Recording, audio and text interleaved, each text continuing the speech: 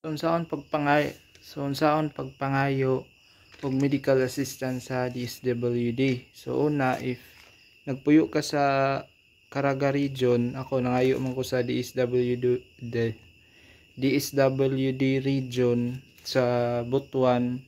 So ang kana siya located na siya sa Butuan, likod sa SM na dito. Tapos imong pagadadon before ka moadto is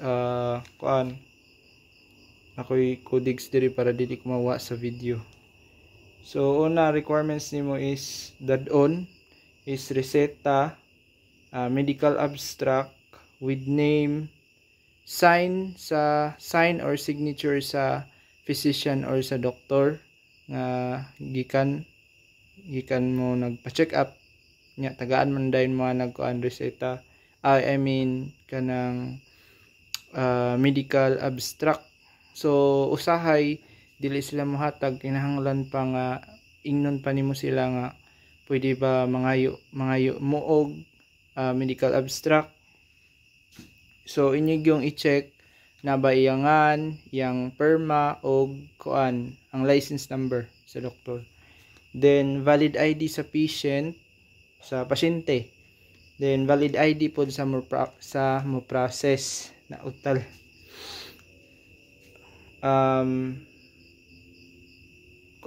Kaning kung dili available ang pasyente, so ang need ang valid ID sa mo process kintay. Ako ay mo process sa medical assistance sa akong papa kay operahan man tong papa.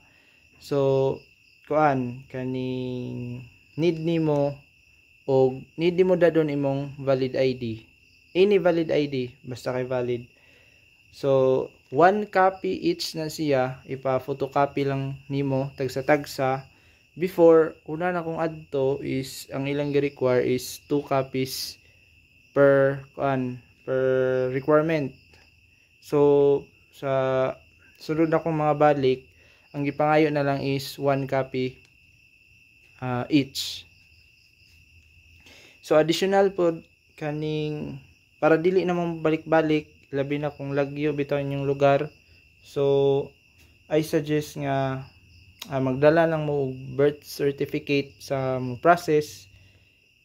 If ever dili kaya sa pasyente nga mo mulihok or mo process assistance, then marriage certificate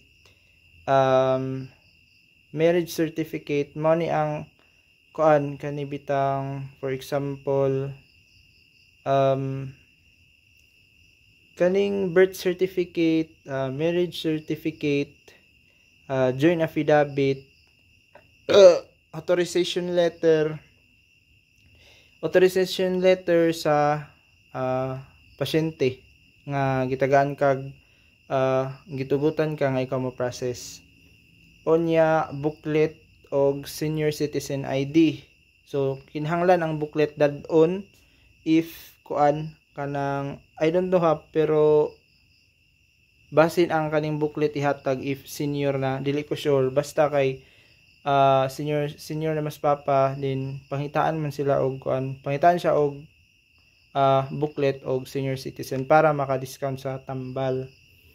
So mao to siya ang kaning mong akong gi-appeal niya kung ang additional nga requirement nga inyong dadon kay sa ako manggod sa namagi sa mga apelyido, kay ang ako sa spelling, ang ako Gimparo, GI, tapos ang papa HI, Gimparo. So nangita sila kana bitong kanang kapamatuuran nga amahan nako ang pasyente. Kaya ako magibutang dito relationship, ako magingnan nga father. Tapos mo to una na kong adto na nabantayan bitaw sa anang social worker dito niya, na bantayan niya nga kaning anong lahi man ni ang i-question ko anong lahi man ni ang inyong apelyido sa pasyente. So tungod ato nakabalik og utro pagkaugma. So suggest na ko kung nay mga kanang aberya bitaw like sa ako, same sa ako nga nay problem bitaw sa kaning sa surname or apelyido. So dapat magdagin mong join affidavit og marriage certificate gipadal-an lang kay para gipadaan kong mama ni kay para makuanan bitaw nga ang apelyido ni Papa is HI.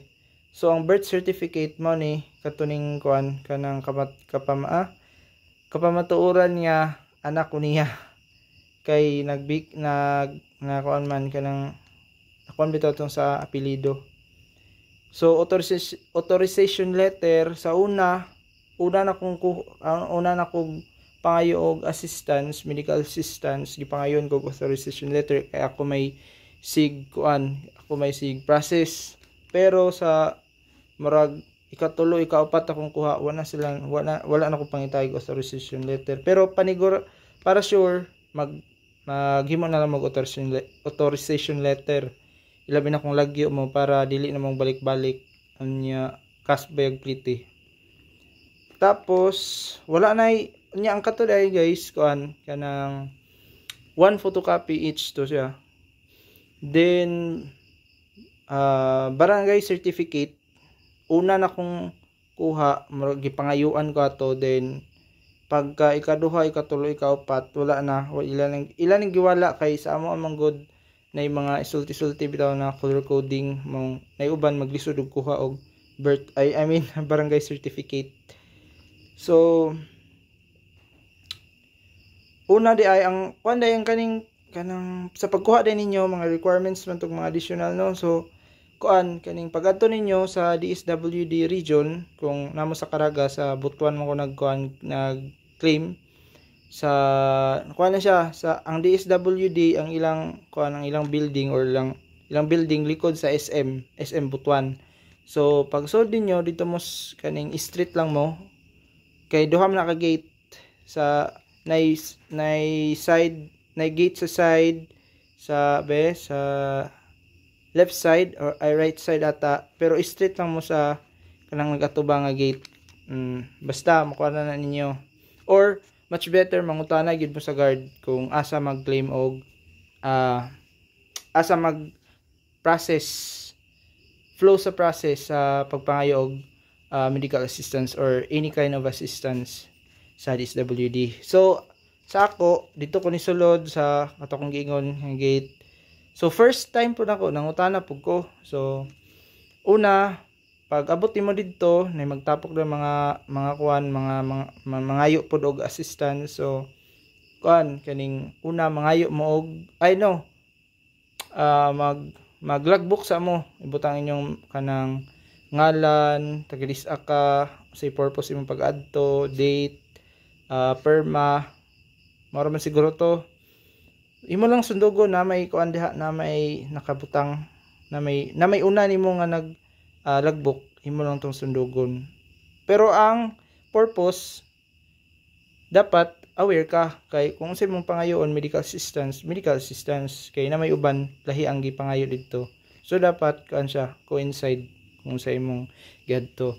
So after ana mangayo kag number sa social worker or sa guard. So after nimo makakuha og number, mulingkod sa ka kay tawagon naman imong number. After tawagon sa imong number, moduol ka sa social worker kay na may number dihas kuan sa ibabaw. Regular lane kadto ng kuanang dili mga senior citizen, mga disability, PWD mo na ang wala dira sa regular lane. So ang katong priority lane mo to ang kanang kuan kanang specialist, senior citizen, PWD, mga natana. So kung pareha ka sa akong edad, dito ka mabutang sa regular lane. So kabalo naman sila. Tapos ang mga social worker kung say number kung asa kay butang sa regular or sa priority lane. So makita na nimo na TV sa atubangan kung maglingkod ka sa atubangan sa kanang sa mga social worker nga nagtrabaho. ay naghikay. Tapos after nimo tawagon man kana sa tawagon mo yung number mo, duol ka, tapos ihatag nimo ang katong mga requirements, then tagaan din ka og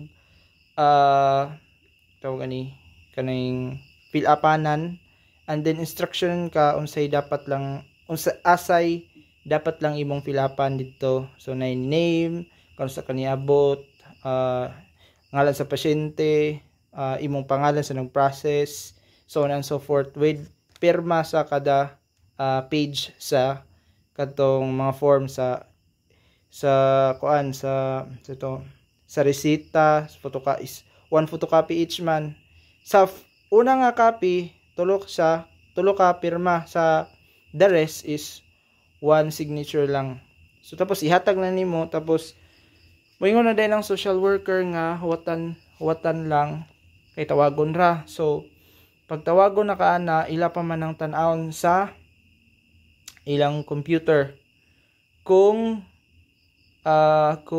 ikaw is kanang ilang tan-awon didto, if kay pag mangayo manggod og medical assistance or assistance sa DSWD sa region, dapat maabot pa siya og 3 months ay na pug ka makakuha og another nga assistance.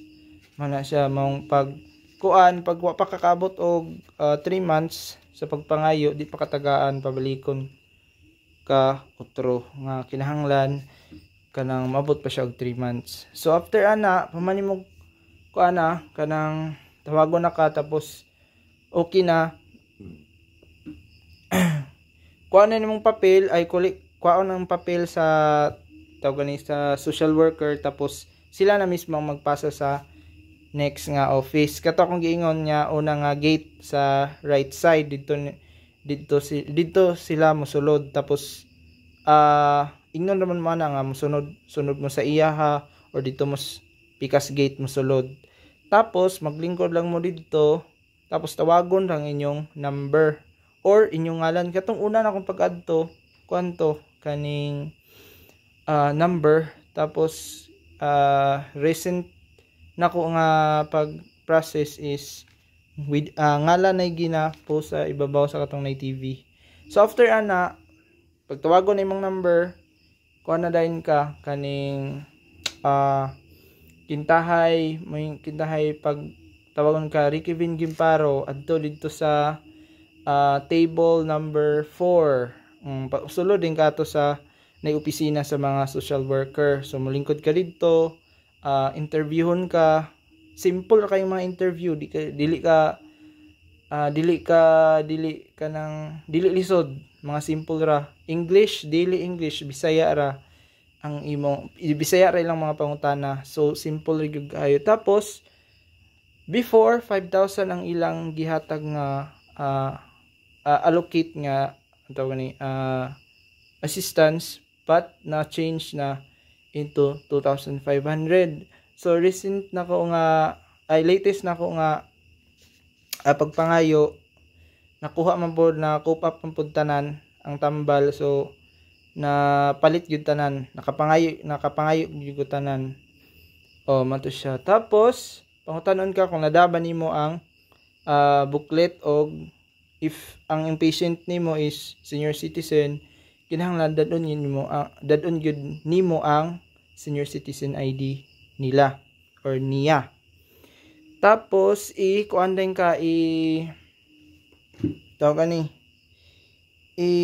din ka, makontak mo na sila og kaning pharmacy nga didto nimo i-claim ang tambal. Tapos i-refer kanila and they give you instruction kung asa dapit.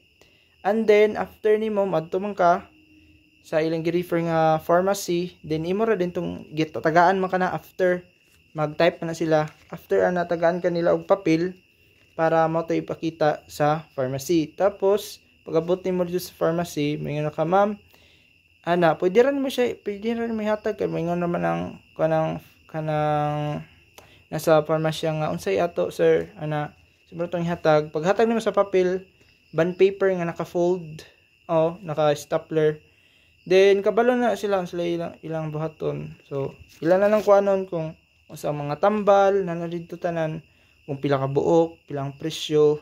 Sila ang social worker na sila na bahala to. So if na may mga pangutana or gikalibugan, i-comment lang ninyo sa ubos sa ani nga video para basin maansiran pa na nako or nako inalimtan, you can add it sa comment section. So salamat sa unta nakatabang kay di mo gid kuan kaning mas nindot man gitong nakay guide kaugaling nimong guide kay kanang bitong matakhan pud baya sig pangutana sa kanang tao bitaw nga nakakuan na naka-process na matakhan unya ang result ang outcome na pag sige na kag pangutana sa pangutana nya ikaw pud nya walay take note kung unsay gipangsulti dili ka kanang fast learner bitaw nga di dayon ma sink in sa imong utok. So magsige pangutana hangtod na nang pangutana matakhan na magsige na lang sa imong pangutana magsige na tapos malimtan na lang uban mga dadunon, mga requirements or sa panadiha. So kani nga video unta na makatabang sa imong pagpangayo og medical assistance. Okay, mara to.